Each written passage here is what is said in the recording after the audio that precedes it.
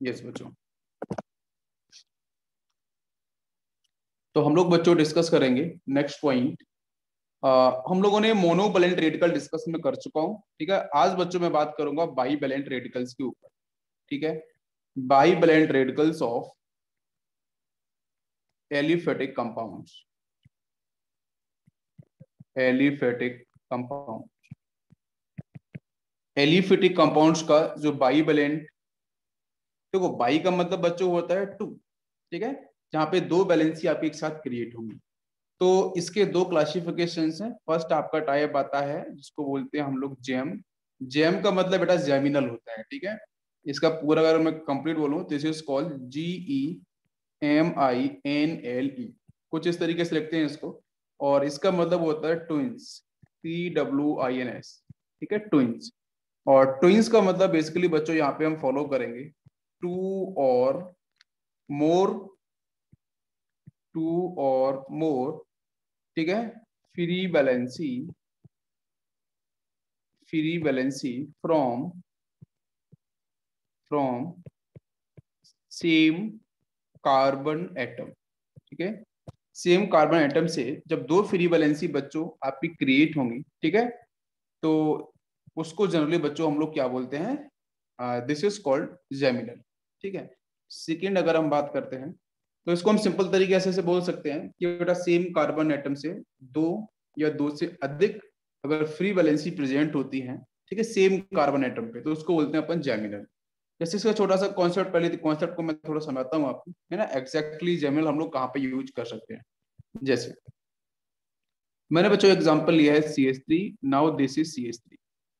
आप बोलोगे यहाँ पे कि इस कंपाउंड का नाम होगा बच्चों इथेन। क्या नाम होगा इसका? इथेन होगा।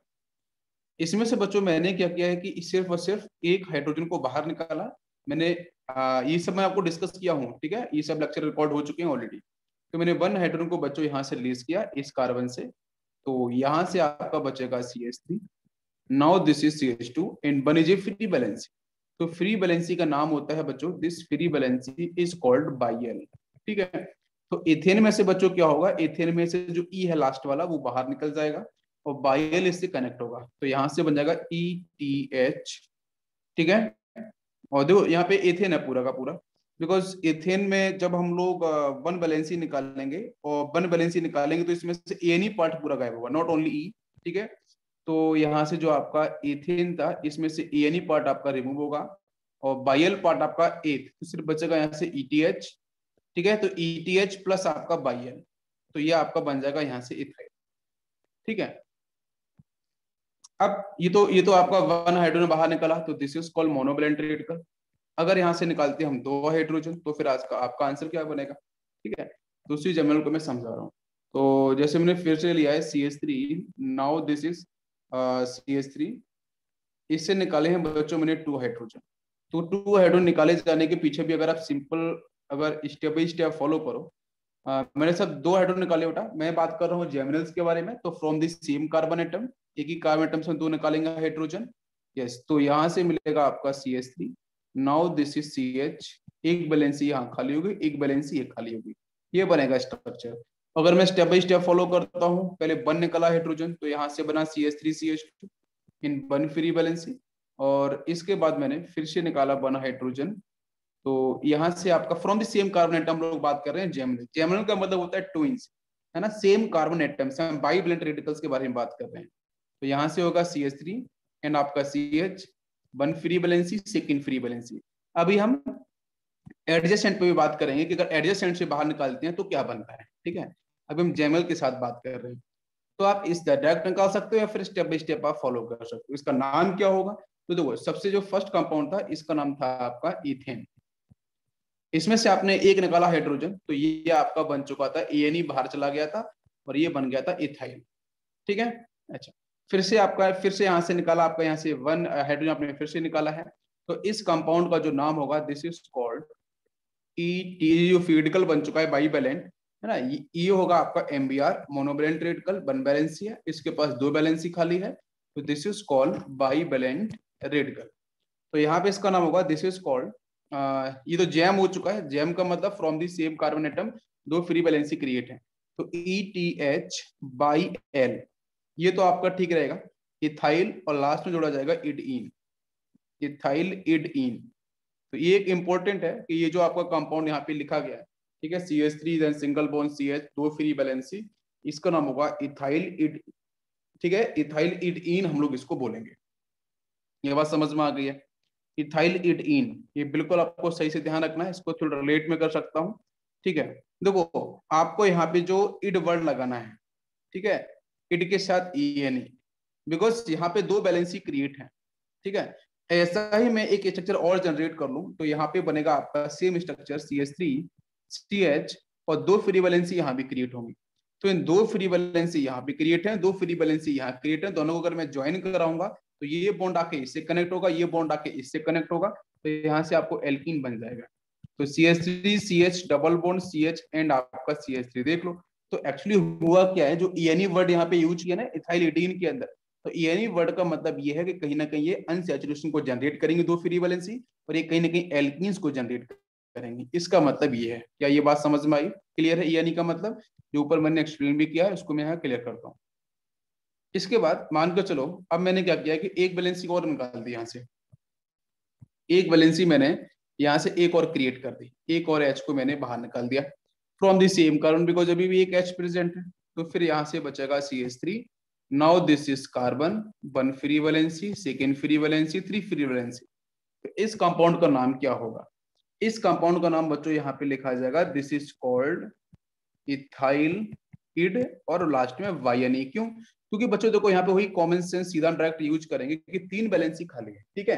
अब ये तीन बैलेंसी खाली है तो सामने से अगर मान चलो यही सेम मॉलिक्यूल्स एक में और जनरेट करता हूँ, ठीक है, तो उसके पास भी तीन बैलेंसी खाली होंगी, और फिर उन दोनों को अगर मैं कनेक्ट करता हूँ आपस में, तो यहाँ से पता क्या बनेगा? एल्काइन बन जाएगा। आप देख लो यहाँ से मैं आपको बता रहा हूँ, CH3 कार्बन, तीन फ्री वैलेंसी यहाँ क्रिएट है, एक मॉलिक्यूल्स और आया, जैसे यहाँ से आपका CH3 कार्बन, यहाँ भी तीन फ्री बैलेंसी थी, तो यहाँ भी तीन है, यहाँ भी तीन बैलेंसी फ्री है, इसलिए बच्चों यहाँ पे ट्रिपल बॉन्ड का जनरेशन हो सकता है। जैसे पहले इथाइल इडीन में जो ENE पार्ट आया था, ये बता रहा था कि डबल बॉन्ड बना सकता है दो फ्री वैलेंसी से, अगर एक ही कार्बन एटम पे प्रेजेंट होंगे, ठीक है। जेमल वाले केस की बात कर रहे हैं, तो अगर एक ही कार्बन पे तीन फ्री वैलेंसी प्रेजेंट है तो उस केस में हम लोग बायनी वर्ड यूज क्यों कर रहे हैं? क्योंकि यहाँ पे कहीं ना कहीं ट्रिपल बॉन्ड ये जनरेट कर सकते हैं अगर टू मॉलिक्यूल्स आपके एज ए फ्री रेडिकल आपके क्रिएट होंगे। ये बात समझ में आ गई? क्लियर? तो हम एल्काइल इडीन कब बोलेंगे? जैसे एक मैं यहाँ पे छोटा सा क्वेश्चन दूं आपको, जरा उसको बताना। जैसे अगर बच्चों में यहाँ पे देता हूँ लाइक ब्यूटाइल इडीन, ब्यूटाइल इडीन, ठीक है, और यहीं पे मैं आपको लिख के देता हूं, suppose this is butylide ion, ठीक है।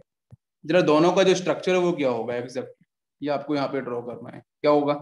तो ब्यूटाइल मतलब 1 2 3 4, ठीक है। यहाँ पे उसने बोला है कि इडीन, तो इडीन आपको एक्सप्लेन क्या कर रहा है, मतलब ये जनरल फॉर्मूला की बात करूं तो ये क्या हो गया, this is generally called alkylidene, ठीक है, एल्काइल इडीन हम बोल सकते हैं इसको। और इसके अगर जनरल अगर मैं फॉर्मूले की बात करूं जनरल, तो इसको हम जनरली क्या बोल सकते हैं, this is called alkylide ion. तो एल्काइल इड आयन का मतलब है कि यहाँ पे आपकी थ्री फ्री बैलेंसी आपकी क्रिएट होनी चाहिए, और इसका मतलब है कि यहाँ पे आपकी टू फ्री बैलेंसी आपकी क्रिएट होनी चाहिए, ठीक है।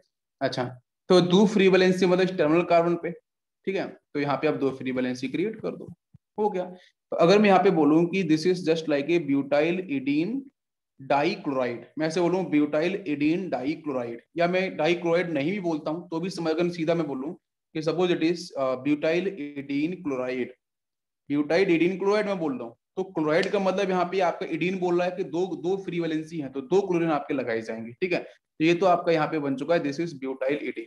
अगर मैं इड आयन के बारे में बात करता हूँ तो भी 1 2 3 4, एक free valency, 2 and 3, terminal position पे ध्यान देना अभी, ठीक है।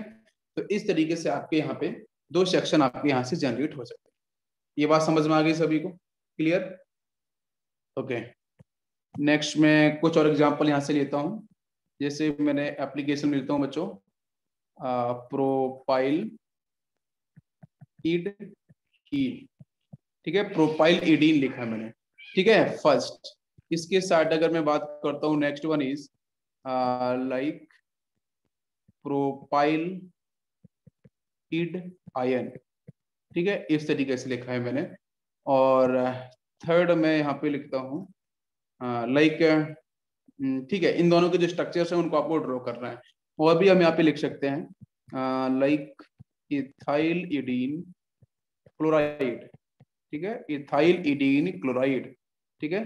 क्या होगा इसका स्ट्रक्चर, जैसे मैंने लिखा है टर्शरी ब्यूटाइल इडीन क्लोराइड। जैसे चलो यहीं से बात करते हैं फर्स्ट है, तो देखो प्रोपाइल इडीन लिखा है उसमें, तो समझ में आ गया बेटा, इडीन लिखने का मतलब यहाँ पे दो फ्री वैलेंसी है, इडीन का मतलब दो फ्री वैलेंसी, तो 1 2 3, ठीक है। तो दो फ्री वैलेंसी आप यहाँ क्रिएट कर सकते हो, ये हो गया आपका इथाइलिडीन। प्रोपाइलिडीन की बात करते हैं, इडाइन की बात करते हैं, तो इडाइन का मतलब यहाँ पे क्या है, थ्री फ्री वैलेंसी, ठीक है। ये आपका बाईवैलेंट रेडिकल है, ये आपका ट्राईवैलेंट रेडिकल है, टीबीआर, ठीक है, ट्राईवैलेंट रेडिकल, इसको हम पीबीआर कैटेगरी में डालते हैं, पॉलीवैलेंट में, ठीक है। यस, तो यहाँ से हम देखेंगे तो कितना हो जाएगा, 1 कार्बन 2 कार्बन 3 कार्बन, ठीक है। और यहाँ पे आपकी 3 फ्री वैलेंसी आपको देखने को मिलेंगी, ठीक है। नीचे में क्या एप्लीकेशन दिया है, अगर बेटा बोला गया इथाइल इडीन क्लोराइड, जैसे मैंने अभी थोड़ी देर पहले बोला भी था, तो कैसे लिखा जाएगा ये, यस। तो देखो इसमें सिंपल सा पॉइंट यही है, हाँ बिल्कुल, इसमें आपको जब एक क्लोराइड बोला गया है तो आपको बिल्कुल ध्यान देना है कि इडीन आपको क्या बता रहा है। इडीन ये कर रहा है कि आपका ये बाईवैलेंट रेडिकल है, अगर ये बाईवैलेंट रेडिकल है तो दो वैलेंसी क्रिएट है, उन दोनों वैलेंसी पे क्या प्रेजेंट होगा, क्लोराइड प्रेजेंट होगा, तो एग्जैक्टली क्लोरीन, तो यहाँ से बनेगा 1 कार्बन एंड आपका 2 कार्बन, क्लोरीन एंड क्लोरीन। और इडीन का मतलब बेटा सेम कार्बन है ना, जैमिनल, तो इसका ये आंसर बनेगा। अब ये बात समझ में आ रही है सभी को, ठीक है। बाई डिफॉल्ट यहाँ पे जो डाई वर्ड, ध्यान दो, यहाँ पे डाई क्लोराइड नहीं लिखा जाएगा, डाई क्लोराइड लिखने की जरूरत भी नहीं पड़ेगी, क्यों, डाई क्लोराइड का एग्जैक्टली मीनिंग कौन सेटिस्फाइड कर रहा है, डाई क्लोराइड अगर मैं लिखता हूं तो डाई को सेटिस्फाइड कौन कर, इडीन कर रहा है ना, इडीन आपको बता रहा है कि यहाँ पे एग्जैक्टली आपकी दो फ्री वैलेंसी क्रिएट है, अगर दो फ्री वैलेंसी क्रिएट है तो ऑलरेडी वो सेटिस्फाइड कर रहा है। ये बात समझ में आ रही है, क्लियर, बताइए मुझे। ओके, नेक्स्ट, इसके बाद मैं और भी एग्जांपल लेता हूँ और आपको समझ में आ जाए। जैसे बच्चों लिखा है मेरे यहाँ पे, सपोज टर्शरी ब्यूटाइल, टी का मतलब है टर्शरी, ठीक है, ऐसे लिखा जाता है बहुत बार, टर्शरी ब्यूटाइल इड इन ब्रोमाइड, ठीक है, इस तरीके से लिखा हुआ है, टर्शरी ब्यूटाइल इड इन ब्रोमाइड, ठीक है। इसका एग्जैक्ट मीनिंग क्या होगा, ठीक है। तो पहले तो आपको एक बात ध्यान रखनी पड़ेगी कि यहाँ से टर्शरी ब्यूटाइल को पहले बनाना पड़ेगा, तो मतलब देखो 1 2 3, और एक कार्बन आपको यहाँ लगाना ही पड़ेगा, बिकॉज एक ऐसा कार्बन जनरेट करना पड़ेगा जो आपका थर्ड डिग्री वाला हो, 4 कार्बन से, तो 4 कार्बन से ऐसा कौन सा स्ट्रक्चर है जो आपको सामने दिख रहा है, यही आपका टर्शरी हो सकता है। बात समझ में आ रही है। अब यहाँ पे मैं ब्रोमीन को कहाँ लगाऊं, क्वेश्चन हमारा ये होगा, ठीक है। और इडीन इसने बोल रखा है, क्वेश्चन है, जब इडीन बोल रखा है तो आपकी दो फ्री वैलेंसी क्रिएट होनी चाहिए ना, ठीक है। ये तो आपका टर्शरी ब्यूटाइल वाला सेक्शन हो गया है। अब कहाँ पे लगाया जाए बताइए मुझे, यहाँ पे कोई पॉसिबिलिटी है, क्या टर्मिनल पे लगाया जाए, बिल्कुल। तो एक तो देखो, ध्यान दो, एक तो ये कार्बन है, एक ये कार्बन है, और आपका एक ये कार्बन है, ठीक है। बाकी यहाँ पे तो एक तो हाइड्रोजन होगा, ये यहाँ पे आपका CH3 होगा, ये भी आपका CH3 होगा। मान लो यहाँ से दो मैंने बाहर निकाल दिया, तो वहीं पे आपको क्या होगा, एक ब्रोमीन यहाँ लगा दो, एक ब्रोमीन यहाँ पे, बाकी आपका हाइड्रोजन, ठीक है। इसी तरीके से और भी कंपाउंड्स आएंगे, उनको आप लोग यहाँ पे लिख सकते हो, ठीक है। यहाँ तक क्लियर हो गया सभी को, जेमिनल इज क्लियर। तो ज्यादा डेप्थ में नहीं आता है, ठीक है, मैंने आपको इतना बता दिया बहुत है, ठीक है, इतना आपको ध्यान रखना है। चलो, इसके बाद बच्चों एक छोटा सा एक्स्ट्रा पॉइंट आता है, ठीक है, उस एक्स्ट्रा पॉइंट को आपको समझ लेना है। जैसे जैसे मैं एग्जांपल देता हूँ बच्चों, यहाँ पे CH4, ठीक है, CH4 ये तो आपको सिंपल सा दे रखा है, दिस इज ए मीथेन, और इससे निकाला मैंने सपोज बना हाइड्रोजन, तो एनी पार्ट यहाँ से आपका निकल जाएगा और बायल पार्ट जुड़ जाएगा, तो मतलब ये बनेगा CH3 इन 1 फ्री वैलेंसी, ठीक है। तो इसका नाम हो जाएगा आपका methyl, this is the methyl. और फिर उसके बाद मान के चलो मैंने एक और निकाला हाइड्रोजन, तो यहाँ पे आपका बनेगा CH2 इन 2 फ्री वैलेंसी। आप इसका नाम क्या लिखना चाहोगे, आप इसका नाम बिल्कुल लिखना चाहोगे दो फ्री वैलेंसी, एक ही कार्बन एटम पे इडीन लगाना पड़ेगा, दो फ्री वैलेंसी है, बाईवैलेंट रेडिकल है, ठीक है, एग्जैक्टली। ये तो आपका MBR डिसाइड करेगा, मोनोवैलेंट, ये क्या होगा बच्चों, बाईवैलेंट रेडिकल होगा। ये बात क्लियर हो रही है, तो इडीन आना चाहिए, तो एग्जैक्टली इसका नाम क्या होगा, इसका नाम हो जाएगा दिस इज मिथाइल, मिथाइल इडीन, ये नाम होना चाहिए। बट बच्चों आयोपेक ने इसको एक्सेप्ट ही नहीं किया, आयोपेक ने इसको एक्सेप्ट नहीं किया, इसलिए मैंने लिखा है एक्स्ट्रा पॉइंट। ठीक है, तो एक ही स्पेशल केस है मीथेन वाला, इस केस में बाइवेलेंट रेडिकल को मिथाइल ईडीन, ठीक है, इस तरीके से आयोपेक ने एक्सेप्ट नहीं किया है। इसका नाम आयोपेक ने बच्चों रखा है, this is called methylene, METHYLEN। ठीक है, तो दिस इज इंपॉर्टेंट, आप इसको स्टार कर लो और प्लीज इसको ध्यान रखना। आयोपेक ने इसको मिथाइलिन बोला है, मिथाइल इडीन नहीं बोला है, मिथाइल इडीन एक्सेप्ट नहीं किया है। और ये आपका यहाँ से जो बन रहा है दिस इज जेमिनल, ये जो आपका हो रहा है दिस इज जेमिनल। ठीक है, तो जेमिनल बाइवेलेंट रेडिकल, तो प्लीज मिथाइल इडीन नहीं लिखना, आपको मिथाइलिन आपको सही आंसर टिक करना होगा। ठीक, ओके। इसके बाद हम लोग वही बाइवेलेंट रेडिकल में, अभी तो हम लोगों ने बात करी कि from the same carbon atom मैंने दो फ्री वैलेंसी क्रिएट करी है, दो से अधिक फ्री वैलेंसी क्रिएट करी, लेकिन अब मैं चाहता हूं कि आपके एडजेसेंट से हो। कहां से हो? एडजेसेंट। तो जो एडजेसेंट कार्बन एटम हो, अगर वहां से मैं दो फ्री वैलेंसी क्रिएट करता हूं तो फिर आंसर कैसे बनेगा? तो वहां से जब हम एडजेसेंट कार्बन एटम से दो वैलेंसी में क्रिएट करूंगा तो उसको अपन बोलते हैं विशनल, दिस इज कॉल्ड विशनल। क्लियर? और विशनल को हम, विशनली का मतलब है एडजेसेंट, विशनल का एग्जैक्ट मीनिंग होता है आपका एडजेसेंट। ठीक है, एडजेसेंट, ये इसका बेसिक मीन है।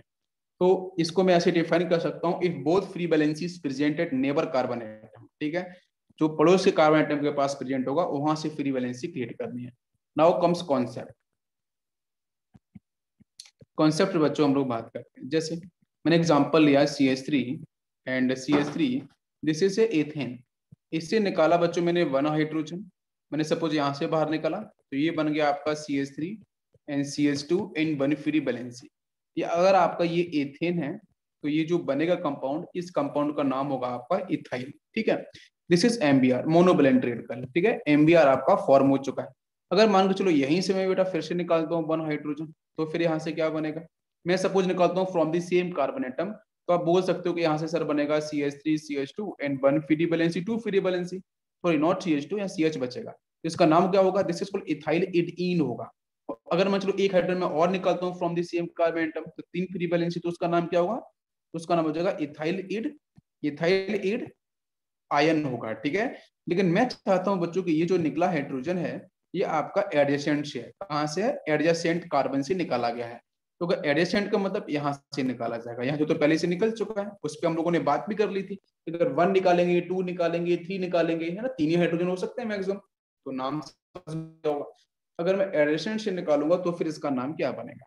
ठीक है, तो देखो यहाँ से, ये आपका यहाँ से CH2 हो जाएगा, इधर भी आपका एक CH2 है, ये फ्री वैलेंसी, और यहाँ पे ये फ्री वैलेंसी, तो this is called vicinal, this is called vicinal, इसको बोलते हैं विशनल।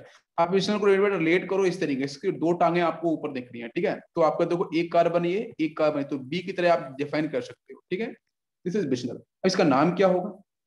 तो इस कंपाउंड का नाम बच्चों होता है, दिस इज कॉल्ड इथाइल, के बाद IENE आपको जोड़ना है, तो IENE आपको जोड़ना होगा।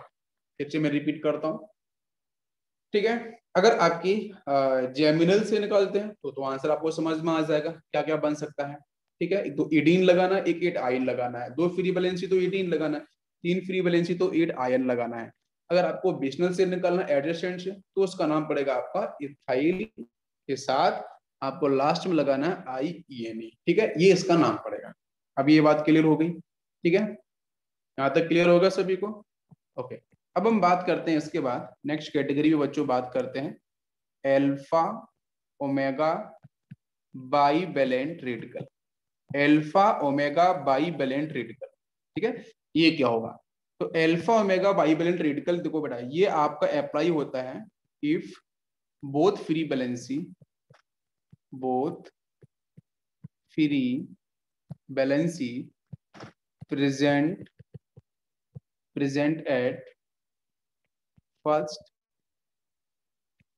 and last carbon, first and last carbon atom of selected chain, ठीक है, तो देखो अल्फा ओमेगा अपन कहां पे अप्लाई करेंगे? जहां बच्चों देखो देखो मैंने लिखा है if both free valency present at first and last carbon atom of selected chain. जैसे बच्चों मान के चलो कार्बन आपकी कार्बन की जो लॉन्ग चेन है, लॉन्ग चेन का बेटा मतलब हम बात करेंगे नॉर्मल चेन के बारे में। नॉर्मल चेन का मतलब ये होता है कि जहां पे कार्बन बच्चों सिर्फ 1 डिग्री और 2 डिग्री वाले ही कार्बन एटम दिखने चाहिए, ठीक है, 1 डिग्री और 2 डिग्री वाले कार्बन एटम दिखने चाहिए, तो ऐसी चेन को हम बोलते हैं नॉर्मल चेन। तो नॉर्मल चेन के बच्चों first and last carbon atom से अगर मैं बैलेंसी क्रिएट करता हूँ, दो फ्री वैलेंसी, तो उसको बोलते हैं अपन अल्फा ओमेगा। तो ये आपके लिए बहुत इंपॉर्टेंट है, वेरी इंपॉर्टेंट, ठीक है। देखते हैं इसका नॉमेनक्लेचर कैसे होगा। जैसे बच्चों मान के चलो मैंने सपोज बात करी कि सपोज अगर बेटा यहाँ पे मिथेन है, तो मिथेन में फर्स्ट लास्ट तो कुछ होता नहीं है, तो ये तो अप्लाई होगा नहीं अल्फा ओमेगा के लिए। मैं अगर आपसे बात करूँ यहाँ पे CH3 दिस इज इथेन, ये अल्फा ओमेगा के लिए अप्लाई होगा? बिल्कुल नहीं होगा। क्यों? क्योंकि देखो फर्स्ट कार्बन अगर आप इसे मानते हो तो सेकंड इसे, ये तो बेटा कहाँ चला गया? ये तो आपका विषनल वाली कैटेगरी में चला गया, ठीक है। अगर यहाँ से निकालोगे तो आप कौन सा ये कैटेगरी हो जाएगा, ये आपकी यहाँ पे जनरल वाली कैटेगरी बन सकती है। तो ये तो अल्फा ओमेगा तो बना ही नहीं। तो यहाँ पे जो तीसरा जो आपका आएगा, 1 कार्बन से पॉसिबल नहीं, 2 से पॉसिबल नहीं, 3 से पॉसिबल हो सकता है, चेक करते हैं। CH3 CH2 एंड CH3, क्या यहाँ से पॉसिबल हो सकता है? बिल्कुल। अगर देखो अगर मैं यहाँ और यहाँ से निकालता हूँ तो यहाँ से बेटा क्या बनेगा? विषनल वाला केस बनेगा। लेकिन अगर मैं यहाँ से ना निकाल के मैं सपोज इस कार्बन से निकालूं और इस कार्बन से निकालूं, तो आप चेक करो, ना तो ये जेमिनल होगा ना ही ये विषनल होगा, ठीक है। तो देखो ये आपका यहाँ पे फर्स्ट कार्बन है और यहाँ पे आपके लास्ट कार्बन है, तो एक वैलेंसी मैं यहाँ से खाली करूं, ठीक है। मैं 2 हाइड्रोजन को बाहर निकाल देता हूँ, 2 हाइड्रोजन को, एक में निकालता हूँ फर्स्ट से, एक निकालता हूँ मैं थर्ड से, फर्स्ट और लास्ट से। तो क्या बनेगा? CH2 CH2 and CH2, 1 free valency यहाँ पे, 1 फ्री बैलेंसी यहाँ पे। तो इस टाइप का जो कंपाउंड बना है इसका नाम बेटा होता है, this is called trimethylene. CH2 is called methylene, is called trimethylene. अपन इसको बेटा अगर मैं जनरलाइज करूं सिंपल फॉर्म के अंदर, तो इसको मैं जनरलाइज करके बेटा बोल सकता हूं, दिस इज कॉल्ड पॉलीमिथाइलिन। क्या बोलेंगे इसको? पॉलीमिथाइलिन। और पॉली जो वर्ड है बेटा वो हम कैसे यूज करते हैं? तो पॉली वर्ड जो हम लोग यूज करते हैं, आपको ऊपर समझ में आया हो कि 1 कार्बन से अप्लाई नहीं कर सकते, 2 से भी नहीं कर सकते, 3 से ही आपको मिल सकता है अल्फा ओमेगा वाला केस। तो देखो पॉलीमिथाइलिन को हम लोग, पॉलीमिथाइलिन इज एक्चुअली एक कॉमन नेम, ठीक है। तो यहाँ पे हम क्या करते हैं, थोड़ा सा एक सीक्वेंस आपको बताते हैं कि CH2 के लिए मैंने यूज किया है पॉली, ठीक है। अगर CH2 बच्चों यहाँ पे आते हैं 3, 2 से तो पॉसिबल है नहीं, अगर 3 आते हैं तो यहाँ पे आपको ट्राई, भाई 2 कार्बन से पॉसिबल नहीं था ना, तो 2 नहीं आ सकता है, यहाँ पे CH2 3 होगा, जैसे यहाँ पे आपको दिख रहा है। तो यहाँ पे इसके लिए हम लोग यूज करेंगे ट्राई। भाई पॉली होता है ना, पॉली, पॉली का मतलब मैंने, अगर 3 आएगा तो ट्राई यूज करेंगे, अगर यहाँ पे 4 आएगा तो इसके लिए हम लोग क्या यूज करेंगे? टेट्रा यूज करेंगे, ठीक है, टेट्रा मिथाइलिन। अगर 5 CH2 आता है, ठीक है, लॉन्ग चेन में, तो उसको यूज करेंगे हम लोग पेंटा मिथाइलिन। अगर सपोज यहाँ पे 6 आता है तो वी विल यूज हेक्सामिथाइलिन। अगर N आता है तो इसको हम लोग यूज करेंगे, दिस इज कॉल्ड पॉलीमिथाइलिन। अब ये बात समझ में आ गई? क्लियर हो गया? ये बात क्लियर है यहाँ तक? चलो कुछ एग्जांपल लेता हूँ, ठीक है, एग्जांपल के ऐसे समझते हैं, आपको समझ में आ जाएगा। जैसे बच्चों मैंने यहाँ पे लिखा है, suppose this is the tetra methylene, tetra methylene dichloride, tetra methylene dichloride. अगर ऐसे लिखा भी गया तो कोई दिक्कत नहीं है, डाइक्लोराइड लिख के दिया है, नहीं लिख के दिया तो भी कोई दिक्कत नहीं है, डाई उसने लिख के दे दिया तो बहुत अच्छी बात है, और उसने और क्लियर कर दिया, ठीक है। तो बेसिकली नोमेनक्लेचर का मतलब ये हुआ था कि किसी भी गिवन कंपाउंड का जो नाम है वो बहुत आसान तरीके से लिखा जाए, जो हर किसी को समझ में आ जाए। तो यहाँ पे तो समझ में और अच्छे से आ रहा है, बहुत अच्छी बात है। लेकिन यहाँ पे बोला टेट्रा मिथाइलिन, ये क्या बता रहा है? टेट्रा मिथाइलिन ये बता रहा है कि बेटा यहाँ पे जो CH2 पार्ट है, मिथाइलिन का मतलब CH2, तो CH2 यहाँ पे कितने हैं? 4 CH2 है। टेट्रा का मतलब कितना है? 4 CH2। तो 4 CH2 आप लिख लो, 1 CH2, 2 CH2, 3 CH2 and 4 CH2। लेकिन बच्चों जो 2 क्लोरीन आपको यहाँ पे बताए जा रहे हैं, तो एक क्लोरीन कहाँ पे है? यहाँ पे। एक क्लोरीन कहाँ पे? यहाँ पे। तो इस गिवन कंपाउंड का नाम आपका ये होगा, देख लो, दिस इज टेट्रामिथाइलिन डाइक्लोराइड। जैसे मैं एक आपको और एक स्ट्रक्चर बना के देता हूँ, ठीक है, जरा उसका आप नाम लिखना। मैंने सपोज आपको बना के दिया है CH2 CH2 CH2 CH2 and CH2। मैंने बच्चों यहाँ पे लिख के दिया NH2 और यहाँ पे लिख के दिया मैंने NH2, ठीक है, एक लोन पेयर। चलो इस कंपाउंड का नाम क्या होगा जरा बताओ बच्चों, इस कंपाउंड का नाम क्या होना चाहिए? यस, तो इसका नाम आप लोगों ने लिखा होगा, तो इसका नाम बच्चों क्लियर हो गया, ठीक है। देखो यहाँ पे क्या है बेटा, देखो 1 2 3 4 5, 5 आपको देखो चेन दिख रही है, ठीक है, तो 5 आपको CH2 दिख रहे हैं, तो आपका यहाँ हो जाएगा पेंटामिथाइल। मैंने बोलता ना पॉलीमिथाइलिन लिखना है, और CH2 अगर आपके यहाँ पे 5 है तो पेंटा वर्ड जुड़ जाएगा, अगर 6 है तो हेक्सा जुड़ जाएगा। यहाँ पे कितने हैं आपके हैं 1 2 3 4 5, राइट। तो अगर 5 है, अगर 6 होते तो हेक्सा लिखते, 5 है तो आपका पेंटा हो जाएगा, ठीक है, पेंटा हो जाएगा। और आपका यहाँ से मिथाइलिन हो जाएगा, और लास्ट में बच्चों आ जाएगा डाई अमाइन, ठीक है। ठीक है, बहुत सी बुक्स में डाई यूज किया है, कहीं कहीं डाई नहीं यूज किया है, लेकिन आप डाई यूज कर लें तो अच्छा रहेगा, बिकॉज थोड़ी क्लैरिटी आ जाएगी कि डाईअमाइन लिखने से आपको क्लियर हो रहा है कि यहाँ पे आपका, बिकॉज देखो पेंटामेथिलीन ये बोल रहे हैं कि यहाँ पे पॉलीमेथिलीन वाला सेक्शन है, it is a bivalent radical, this is example of bivalent radical. और जहां पे आपका जो वैलेंसी क्रिएट है वो अल्फा और ओमेगा के साथ क्रिएट है, ठीक है। मतलब अल्फा ओमेगा का मतलब होता है बेटा first and last carbon atom जो चेन में है उसके साथ फ्री वैलेंसी क्रिएट है। ये बात समझ में आ गई। एक क्वेश्चन मैं और देता हूं, जरा आप करके दिखाना। जैसे एक क्वेश्चन मैंने दिया है कि आपको बताना है which one is by radical, by radical, ठीक है। मैं आपको जरा ऑप्शन देता हूं कि कौन सा ऑप्शन ऐसा होगा जो बच्चों बाई रेडिकल्स को रिप्रेजेंट करेगा। जैसे मैंने फर्स्ट आपको दिया है propyl, first is propyl. Second मैंने आपको दिया है like vinyl and chloride, vinyl chloride, ठीक है। थर्ड ऑप्शन दिया है मैंने लाइक प्रोपाइल, प्रोपाइल इड इन, ठीक है। और लास्ट फोर्थ ऑप्शन दिया है मैंने आपको यहाँ पे मिथाइलिन, ठीक है, मिथाइलिन। आपको बताना है बाई रेडिकल्स कौन कौन से ऑप्शंस हो सकते हैं। तो बेटा एक से अधिक चॉइस भी हो सकती है, सिंगल चॉइस भी हो। आपको देखना है कि हमारे सही आंसर कौन सा बाई रेडिकल आपके कौन कौन से हो सकते हैं। तो बेटा देखो प्रोपाइल तो कभी नहीं हो सकता है, प्रोपाइल का मतलब क्या है बेटा 1 2 3 एक फ्री बैलेंसी हो, तो ये तो कभी it is example of MBR, monovalent radical का एग्जांपल। सेकेंड वाला चेक करो, यहाँ पे मैंने बोला है बिनाइल क्लोराइड, ठीक है, यहाँ ध्यान से फोकस करो, तो आपका बायोवेलेंट रेडिकल का एग्जांपल हो सकता है। ओके, बिनाइल क्लोराइड तो नहीं हो सकता है बेटा, आपने बिनाइल क्लोराइड कैसे टिक कर दिया आप बताइए ना मुझे। बिनाइल में मतलब क्या होता है, कार्बन, डबल बॉन्ड कार्बन, ठीक है। यहाँ पे आपको CH2 मिलेगा, और यहाँ पे एक हाइड्रोजन होगा, एक फ्री बैलेंसी क्रिएट हो गई है, ठीक है। और ये दोनों कार्बन आपके बेनाइलिक हैं, और उसके इस फ्री बैलेंसी जो क्रिएट हुई है उसी के पास मैंने क्या कर दिया, एक क्लोरीन को लगा दिया, एक क्लोरीन को यहाँ पे लगा दिया, हो गया आपका यहाँ पे बिनाइलिक क्लोराइड, इसकी बिनाइलिक क्लोराइड। ये तो आपका तो आपका ये तो मोनोवैलेंट रेडिकल हुआ, तो ये भी नहीं होगा, सेकंड नहीं होगा। लेकिन अगर मैं यहाँ पे थोड़ा चेंज करके अगर इसको ऐसे लिखता कि like this is vinylidene, vinylidene लिख के देता मैं, तो आपको समझ में आता कि बिनाइल इडीन लिख के दिया है तो बहुत मजेदार कार्य है कि भाई बिनाइल तो ग्रुप हो गई ना, कार्बन CH2 और बिनाइल उसने बोला है, तो बिनाइल के बाद उसने बोला है इडीन, तो इडीन बच्चों को क्या बता रहा है, जेमिनल, इडीन क्या बता रहा है जेमिनल। जेमिनल का मतलब होता है from the same carbon atom, तो इसी कार्बन एटम पे दो फ्री वैलेंसी क्रिएट, बाकी यहाँ पे दो होंगे आपके हाइड्रोजन। तो now this is like by by radical आपका अभी डिफाइन होगा।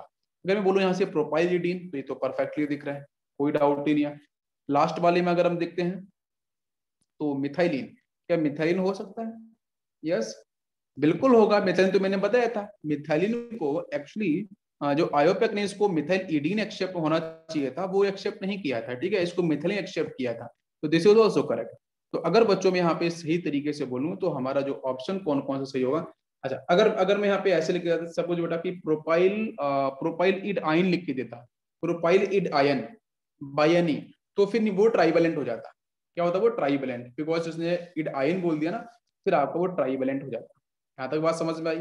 देखो मैं फिर से रिपीट करता हूँ, ये बहुत ही छोटे छोटे कॉन्सेप्ट हैं बट यूनिक है। ट्राइवेलेंट बिल्कुल सही, यूनिक है।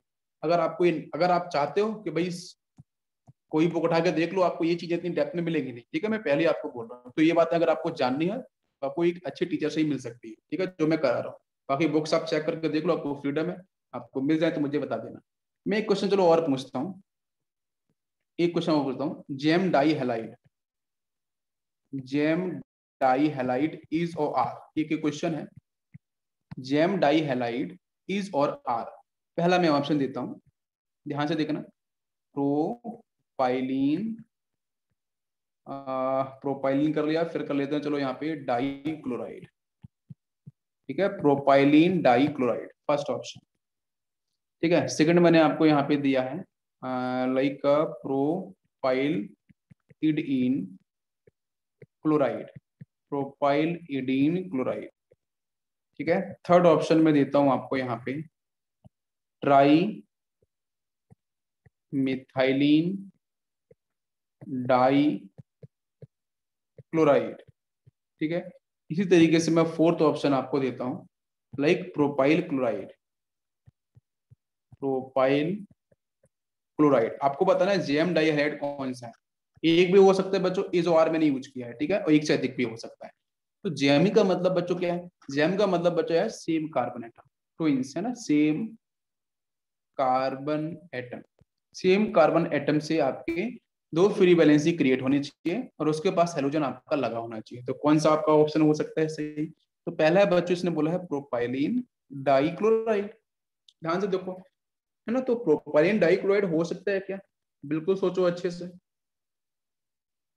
प्रोपाइलिन डाइक्लोराइड भाई, आपको देखो यहाँ पे प्रोपाइलिन का मतलब क्या होता है? जैसे मैंने मिथाइलिन बोला था कि एग्जैक्टली वही आपका प्रोपाइलिन। प्रोपाइलिन डिफाइन करेगा, बताइए आप मुझे।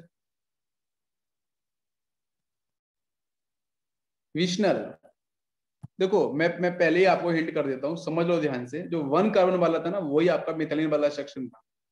ठीक है, बाकी आपको जेएम वाला सेक्शन देखना है तो आपके पास कौन कौन से ऑप्शन है।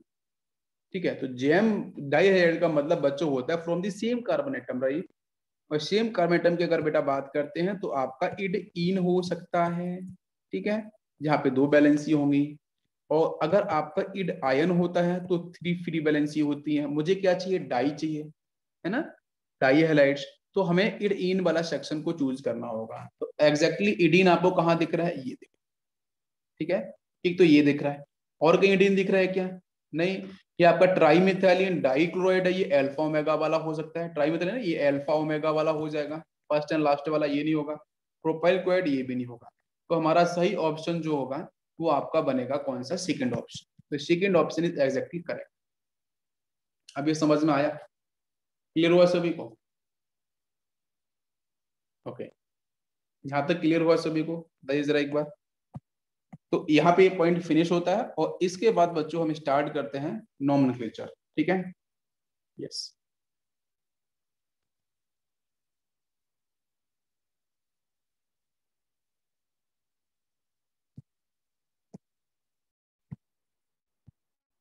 चलो, तो अब बच्चों हम लोग बात करते हैं नॉमेनक्लेचर।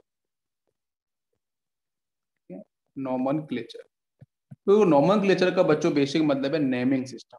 ठीक है, अब नेमिंग सिस्टम, तो नेमिंग सिस्टम हम लोग यहाँ पे किस किस तरीके से देखते हैं। तो हम बच्चों ऑर्गेनिक कंपाउंड्स की एक्चुअली जो नॉमेनक्लेचर है, जो नेमिंग सिस्टम है, हम तीन तरीके से करते हैं। तीन तरीके से आपका एडॉप्ट किया गया है। फर्स्ट अगर सिस्टम की बात करते हैं, इसको हम लोग बोलते हैं कॉमन कॉमन नेम सिस्टम, या फिर इसको बोलते हैं बच्चों ओल्ड सिस्टम है, जिसको अपन बोलते हैं ट्रिवियल सिस्टम। ठीक है, इसी को हम लोग बोलते हैं ओल्ड सिस्टम। सबसे पुराना सिस्टम आपका यही है। ठीक है, सेकेंड सेकेंड आपका सिस्टम आता है ड्राइव्ड सिस्टम। मतलब जो भी आपके ऑर्गेनिक कंपाउंड हैं, जो हम लोग अभी देखेंगे पढ़ेंगे, उनके नॉमेनक्लेचर की बच्चों हम लोग बात कर रहे हैं।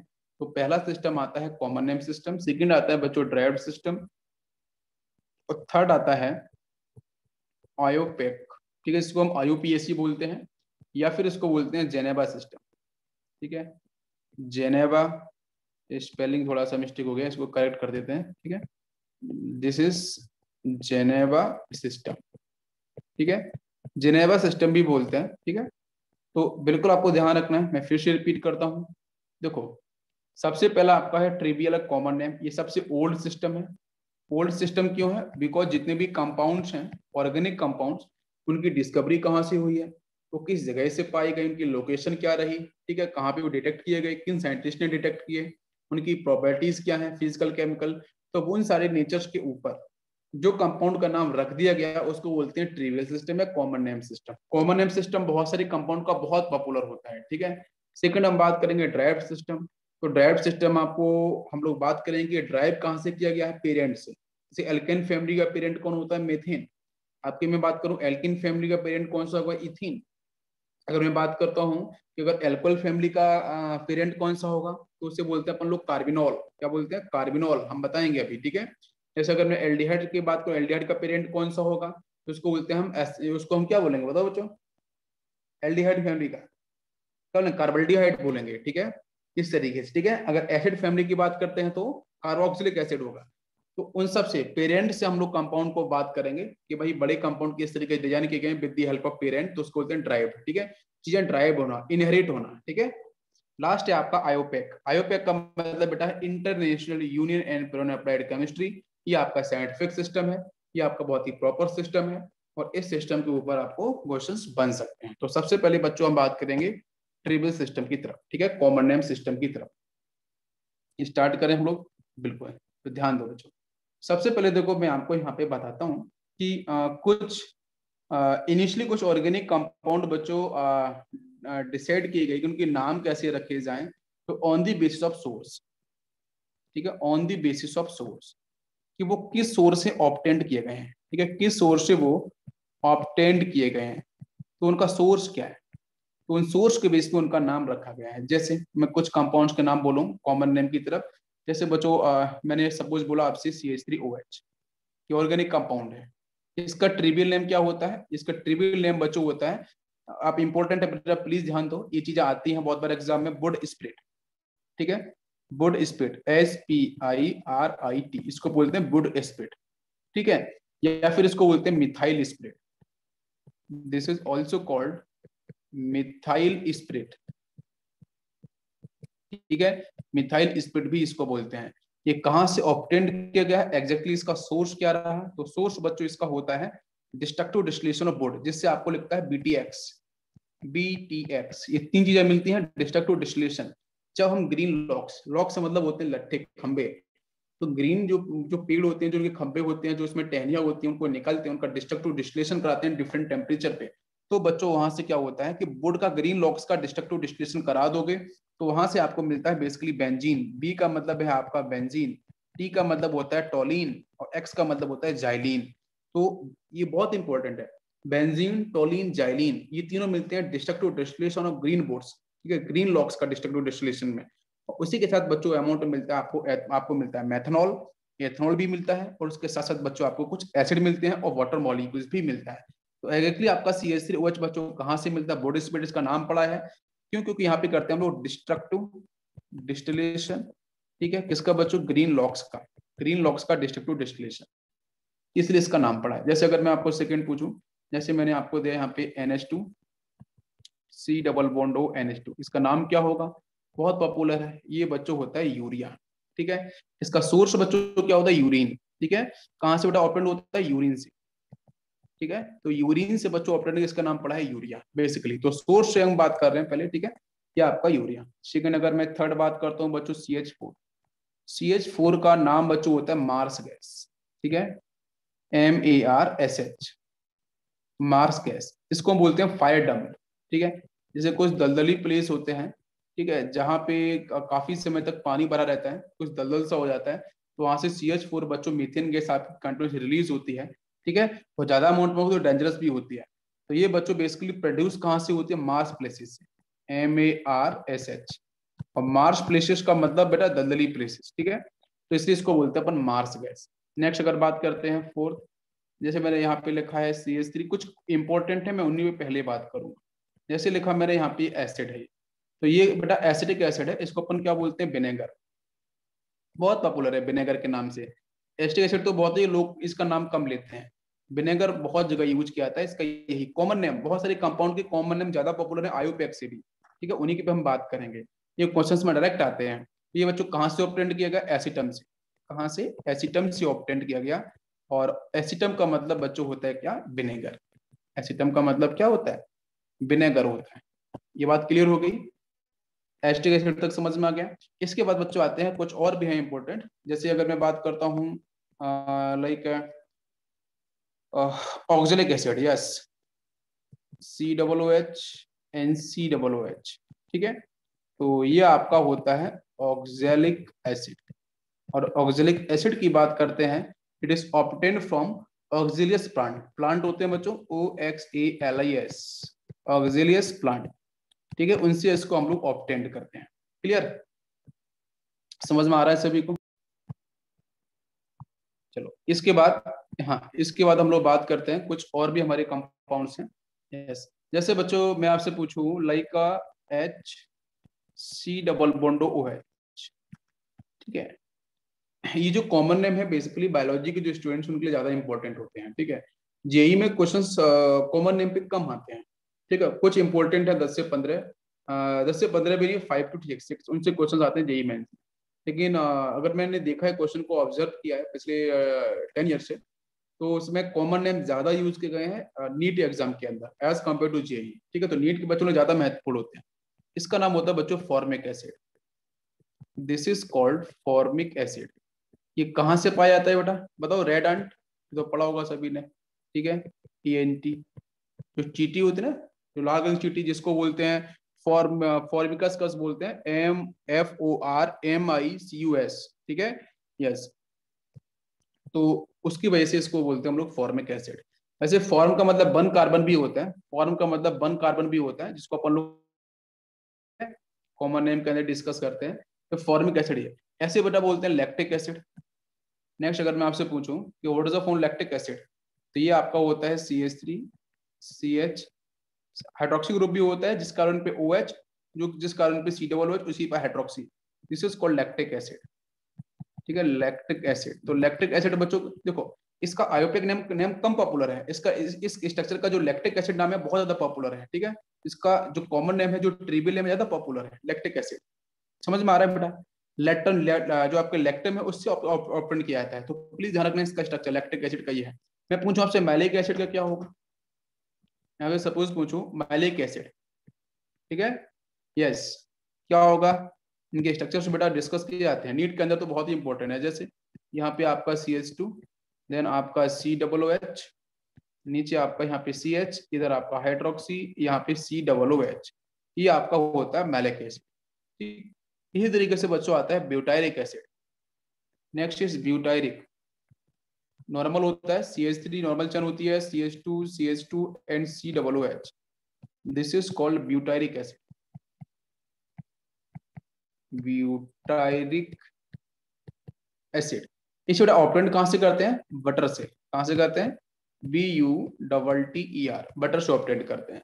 जैसे बच्चों मैं और बोलता हूं caproic acid, CAPROIC, caproic acid. Caproic acid का मतलब बच्चों यहाँ पे कुछ ऐसा होगा कि CH3, देन आपके बीच में 4 CH2 होते हैं, CH2 NCH2, और लास्ट में होता है आपका C double bond then OH। तो बहुत बार इसको इन सबको मिला के एक साथ लिखते हैं इस तरीके से, CH3 देन आपका CH2 4, देन आपका COOH। This is caproic acid. और कैप्रोइक एसिड को बच्चों हम ऑब्टेन करते हैं फ्रॉम द गॉड, GOAT। ठीक है, तो caproic acid basically obtain from goats. यहां तक क्लियर हो गया? ओके, इसके बाद बच्चों यहां तक सबको समझ में आ गया, कोई दिक्कत नहीं? चलो, spelling God GOAT, animal.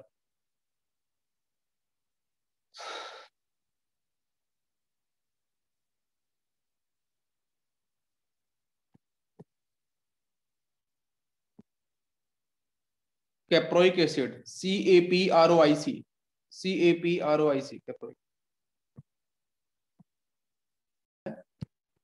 Draft के साथ भी वो देखने को मिलता है। ठीक है, मैं आपको यहाँ पे बता देता हूँ। जैसा आपको मैंने पहले भी बताया था कि नॉर्मल का मतलब क्या होता है कि स्मॉल एन लिखा हो, स्मॉल एन का मतलब होता है नॉर्मल। ठीक है, स्मॉल एन का मतलब होता है बच्चों normal, normal chain. Normal chain का मतलब स्ट्रेट चेन मिलेगी, कोई विदाउट ब्रांचिंग, कोई ब्रांचिंग। जैसे अगर मैं लिखता हूँ N ब्यूटाइल, मैंने सपोज लिखा है N ब्यूटाइल, तो इसका मतलब होगा नॉर्मल चेन होगी। CH3 state chain 1 degree 2 degree वाले ही कार्बन एटम प्रेजेंट होंगे, और टर्मिनल कार्बन के पास क्या होगा? एक फ्री बैलेंसी। ठीक है, this is called normal butyl. मैं बोलूँ नॉर्मल नॉर्मल प्रोपाइल, तो आपकी 3 कार्बन की चेन होगी, CH3 CH2 एक 1 फ्री बैलेंसी। अगर मैं यहाँ पे बोलता हूँ आइसो, ठीक है, अगर आइसो ग्रुप, तो आइसो ग्रुप में मैंने बताया था कि सेकंड लास्ट कार्बन पे या फर्स्ट से सेकंड कार्बन पे, फर्स्ट से सेकंड कार्बन पे या सेकंड लास्ट कार्बन पे अगर एक मिथाइल ग्रुप होता है, बाकी स्टेट चेन मिलेगी। एक मिथाइल ग्रुप होता है फर्स्ट से सेकंड पे या सेकंड लास्ट कार्बन पे, तो उसको बोलते हैं। जैसे अगर मैं एग्जांपल लूं, मैंने बोला आइसोप्रोपाइल, तो आइसोप्रोपाइल प्रोप का मतलब 3 कार्बन, 3 कार्बन का मतलब CH3 CH NCH3, एक फ्री बैलेंसी यहाँ पे। This is called isopropyl. अगर मैं आइसोब्यूटाइल बोलता हूँ तो क्या होगा? आइसोब्यूटाइल का मतलब हो जाएगा CH3 CH, यहाँ पे CH3, ये CH2 and one free valency. This is called isobutyl. देखो 4 कार्बन है, ये आइसो ग्रुप मिल रहा है ना, देखो ध्यान से, ठीक है। आप ब्रांचिंग इधर से करो नंबरिंग, चाहे फिर आप इधर से करो, तो आपके सेकंड लास्ट पे एक मिथाइल आपको मिल ही रहा है, ठीक है। यहाँ पे देखो सेकंड लास्ट पे एक मिथाइल मिल रहा है, तो ये आपका ये आइसोप्रोपाइल है, या आपका आइसोब्यूटाइल है, ठीक। इसी तरीके से अगर आइसोपेंटाइल लिखा होता है तो कैसे लिखना है आइसोपेंटाइल, तो आप CH3, देन यहाँ से CH, यहाँ CH लगा लो आप, ठीक है। बाकी आप बाकी कार्बन को आप पूरा कर दो, CH2 and one free valency. This is called isopentyl, ठीक है। तो आइसोप्रोपाइल लिखा मिलता है बहुत बार, आइसोब्यूटाइल, आइसोपेंटाइल, ये आपको आराम से सॉल्व हो जाएगा। अगर बोलता हूँ आइसो ऑक्टाइल, वो एक स्पेसिफिक केस है आइसो ऑक्टाइल। तो आइसो ऑक्टाइल के अंदर बच्चों क्या होता है, थोड़ा स्टेबिलिटी के, एक स्टेबिलिटी को थोड़ा ध्यान रखा जाता है। CH2 CH एंड आपका CH2 वन फ्री वैलेंसी यहाँ मिलेगी, यहाँ पे आपको CH3 मिलेगा, यहाँ पे आपको 2 CH3 मिलेंगे, ठीक है। तो ये एक आपका ये स्पेसिफिक केस है। इसमें क्या हुआ कि बच्चों 5 कार्बन से अधिक अगर नॉर्मल चेन मिलती है तो उसकी आपकी स्टेबिलिटी जो है ना, जो बॉन्ड की स्ट्रेंथ है वो वीक हो जाती है, तो इसलिए आइसो ऑक्टाइल ये स्पेसिफिक है, ठीक है। इसको अपन बोलते हैं आइसो ऑक्टाइल। तो आइसो ऑक्टाइल आपका ये इंपॉर्टेंट कंपाउंड है, इसका स्ट्रक्चर आपका ये रहा। फिर वैलेंसी आपको लास्ट में मिलेगी जो हर जगह मिल रही है, ठीक है। बस ये आपका जो इंपॉर्टेंट स्ट्रक्चर है उसको आप ध्यान, अगर कभी आइसो हेप्टाइल भी आता है, ये तो आइसो ऑक्टाइल हो गया, चेक करो 1 2 3 4 5 6 7 8। अगर कभी लिखा होता आइसो हेप्टाइल, आइसो हेप्टाइल, इसका मतलब ये कैसे बना जाएगा, देखो CH3 कार्बन, CH3, यहाँ CH3 होगा, ये CH, यहाँ पे CH3 CH2 and one free valency, ठीक है। ये जो स्ट्रक्चर आपका है ये आपके आइसो हेप्टाइल को रिप्रेजेंट करता है, ठीक है। 1 2 3 4 5 6 7, ठीक है। दिस इज आइसो हेप्टाइल, ठीक है। इससे ज्यादा आपको देखने को नहीं मिलेगा। इसके बाद अगर हम बात करते हैं तो next one is neo group. Next आता है नियो ग्रुप। नॉर्मल क्लियर हो गया, ठीक है। नियो ग्रुप, आइसो क्लियर हो गया। अब आते हैं नियो। नियो के पास बच्चों क्या होता है कि सेकेंड लास्ट कार्बन पे या फर्स्ट से सेकेंड कार्बन पे आपको 2 मिथाइल ग्रुप लगे मिलते हैं, तो उसको बोलते हैं नियो ग्रुप, ठीक है। जैसे नेक्स्ट एग्जांपल हूं, जैसे अगर मैं यहाँ पे बोलता हूँ नियो पेंटाइल, 4 कार्बन से नियो नहीं बन सकता, ठीक है। 5 से, तो 1 2 3, देखो एक मिथाइल ये, एक मिथाइल ये, बाकी आप यहाँ पे इस तरीके से CH2 एन आपकी ये वन फ्री बैलेंस। तो ये आपको जो ग्रुप मिलेगा, देखो 2 आपको मिथाइल ग्रुप मिले हैं 1 एंड 2, तो दिस इज कॉल्ड नियोपेंटाइल। इसको बोलते हैं अपन नियोपेंटाइल। क्लियर, समझ में आ रहा है सभी को। जैसे मैं बोलता हूँ एक्टिव, एक बार और एक क्वेश्चन और आता है, इसमें हम लोग बोलते हैं एमाइल ग्रुप भी बोलते हैं। एक और आता है इसमें जिसको हम बोलते हैं एमाइल ग्रुप। एमाइल ग्रुप का मतलब क्या है? एमाइल ग्रुप का बच्चों बेसिक मतलब है कुछ स्पेसिफिक कंपाउंड, जैसे बोलता हूँ एक्टिव एमाइल, डायरेक्ट लिखा होता है एक्टिव एमाइल। तो एक्टिव एमाइल का मतलब क्या है? एमाइल का मतलब बच्चों होता है 5 कार्बन से रिलेटेड। कितना? 5 कार्बन, ठीक है, ध्यान देना। तो पहले मैं बोलता हूँ एक्टिव एमाइल के अंदर, मतलब एक्टिव का मतलब यह है कि ऑप्टिकली एक्टिव, और ऑप्टिकली एक्टिव का मतलब होता है कि एक कार्बन sp3 होना चाहिए और इस पे 4 डिफरेंट ग्रुप होने चाहिए। तो जैसे एक कार्बन हो गया, और यहाँ पे हो गया है CH2, यहाँ पे CH3, यहाँ पे CH2, कितना कार्बन? 1 2 3 4, और एक आपका यहाँ पे CH2 and one free valency, यहाँ पे हाइड्रोजन। अब चेक करो इस कार्बन पे चारों ग्रुप डिफरेंट है क्या? बिल्कुल, एक ये डिफरेंट है, ये डिफरेंट है, ये डिफरेंट है, ऊपर ये हाइड्रोजन है। तो this is called active amyl group. Amyl is used for 5 carbon, ठीक है। एमाइल जो वर्ड है ये 5 कार्बन के लिए हम यूज करते हैं। इसी में अगर मैं बोलता हूँ, जैसे मैं बोल रहा है सेकेंडरी एमाइल,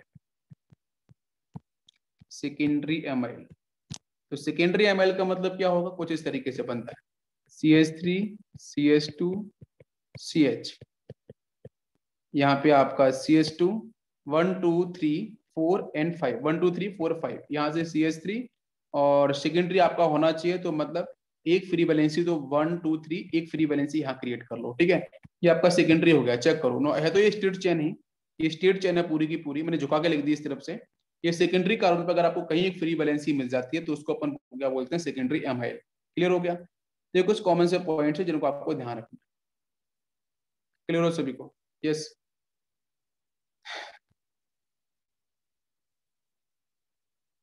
तो कल बच्चों हम लोग डिस्कस करेंगे। यस, आज इसको यहीं रखते हैं।